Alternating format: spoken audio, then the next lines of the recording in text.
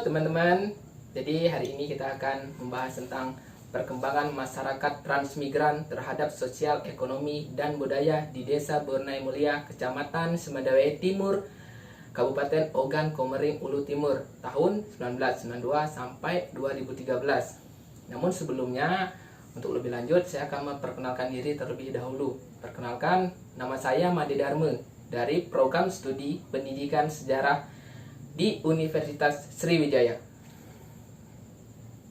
Pertama-tama kita akan membahas yang namanya pengertian sejarah lokal. Jadi, sejarah lokal ini kalau diartikan itu adalah penulisan sejarah dalam lingkup daerah geografis yang terbatas. Itu menurut Finbert.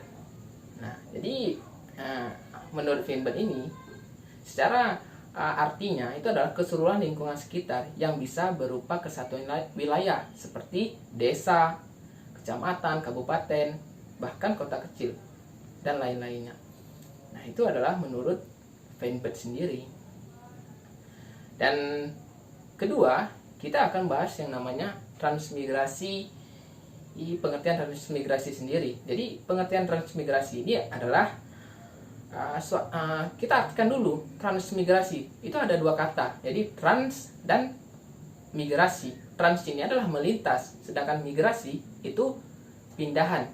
Jadi kalau digabungkan arti itu adalah perpindahan melintas.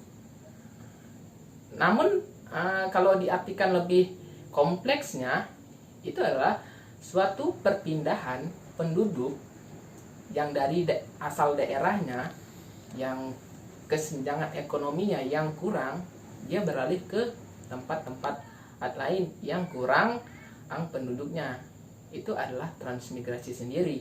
Nah, tadi kan kita membahas tentang yang namanya pengertian transmigrasi. Jadi sekarang kita akan bahas tentang jenis-jenis transmigrasi sendiri. Jadi kalau berbicara jenis-jenis transmigrasi, itu ada transmigrasi umum, terus transmigrasi swakarya berbantuan, terus ketiga ini ada transmigrasi swakarya mandiri. Nah, itu adalah jenis-jenis dari transmigrasi sendiri.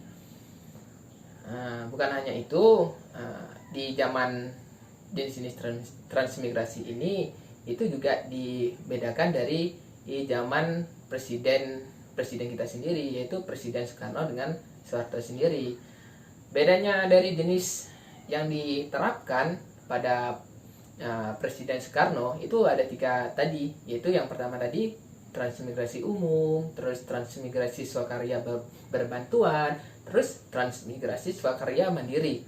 Nah, kalau Presiden Soeharto sendiri itu ada 4. Jadi kalau transmigrasi dari Pak Soeharto sendiri, nah, itu ada transmigrasi umum, terus transmigrasi swakarya berbantuan.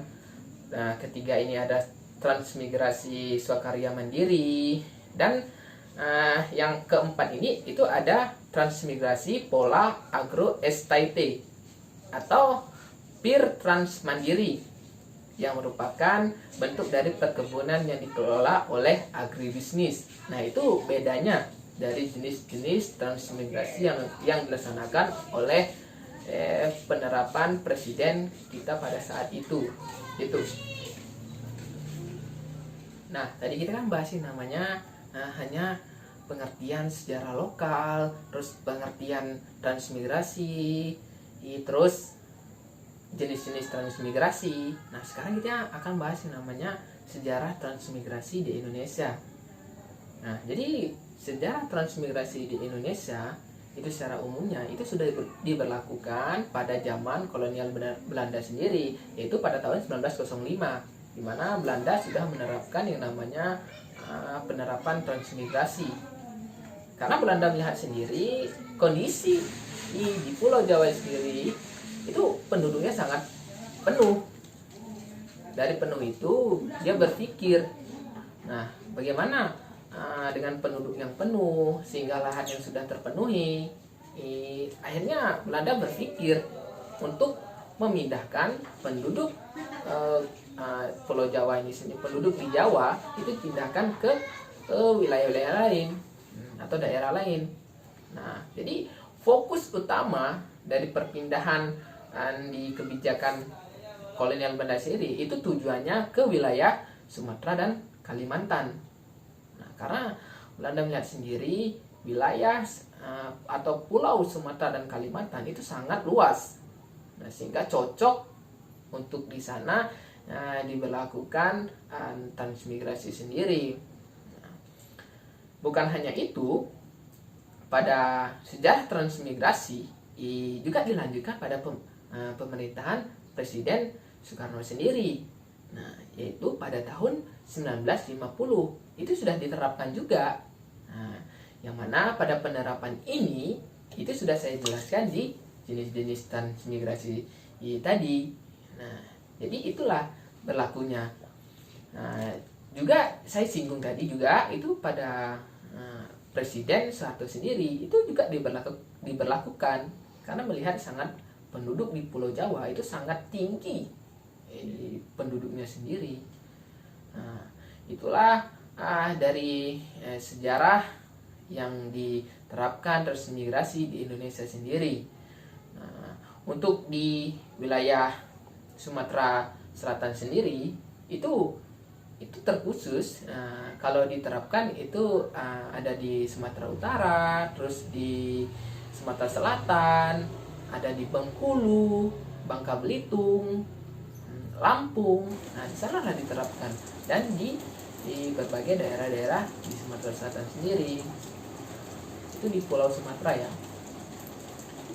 Nah, itulah dari sejarah transmigrasi yang ada di Indonesia maupun di Sumatera Selatan secara umumnya. Secara geografis, Desa Burnai Mulia terletak secara umumnya. Desa Burnai Mulia ini kan adalah Kecamatan Sumedawai Timur, yang mana termasuk wilayah yang non pantai.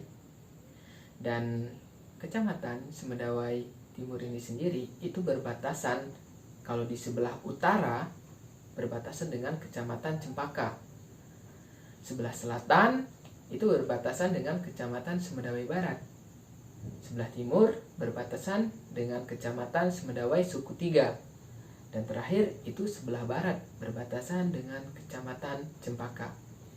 Nah, jadi itulah perbatasan di Desa Burnai Mulia dari Kecamatan Sumedawai Timur sendiri.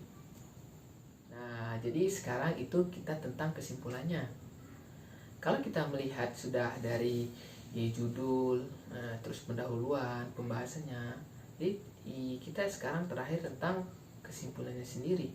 Jadi kesimpulannya dari perkembangan masyarakat transmigran di Desa Burnai Mulia secara sosial, ekonomi, dan budayanya itu dilaksanakan secara program pelaksanaan transmigrasi yang dilaksanakan oleh pemerintah, mulai dari pada zaman kolonial Belanda, pada Presiden Soekarno dan Presiden Soeharto sendiri.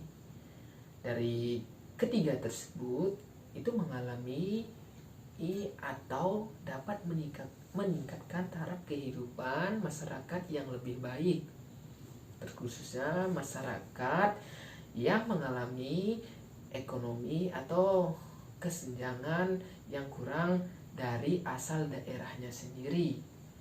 Nah, sehingga dari pelaksanaan program transmigrasi yang dilaksanakan oleh pemerintah itu mengalami kesuksesan yang sangat amat baik, sebagaimana pembangunan Indonesia yang lebih baik lagi.